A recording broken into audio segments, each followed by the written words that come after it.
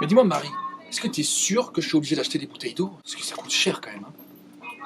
Alors, très bonne question, Antoine. Il se trouve que l'eau du robinet est 50 à 300 fois moins chère que l'eau en bouteille.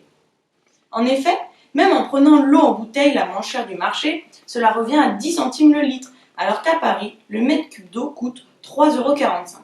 Si tu fais le calcul, pour le prix d'une bouteille d'eau, tu obtiens plus de 300 litres d'eau au robinet. En fait, ce qu'on paye dans les bouteilles d'eau, c'est le marketing, l'emballage et le transport. Mais en réalité, le coût de l'eau est vraiment très faible. Bon, du coup, c'est vrai que l'eau du robinet, elle est pas chère. Mais je me posais une question. Est-ce que t'es sûre que c'est pas dangereux d'en consommer tous les jours?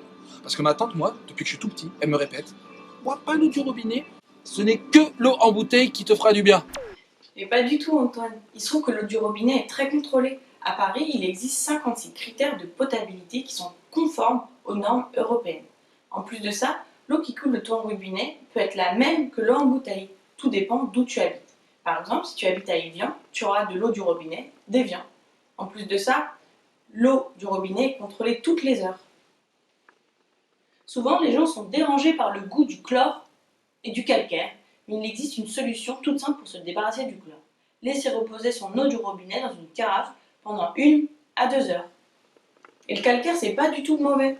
En effet, c'est du calcium qui est bon pour ton corps.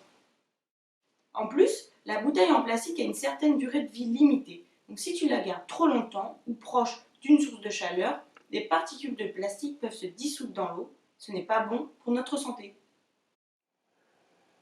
Et puis, ne plus consommer de bouteilles en plastique permet de réduire sa consommation de déchets de 10 kg par an et d'éviter la pollution liée au transport des bouteilles, donc l'émission de 30 kg de CO2 par an.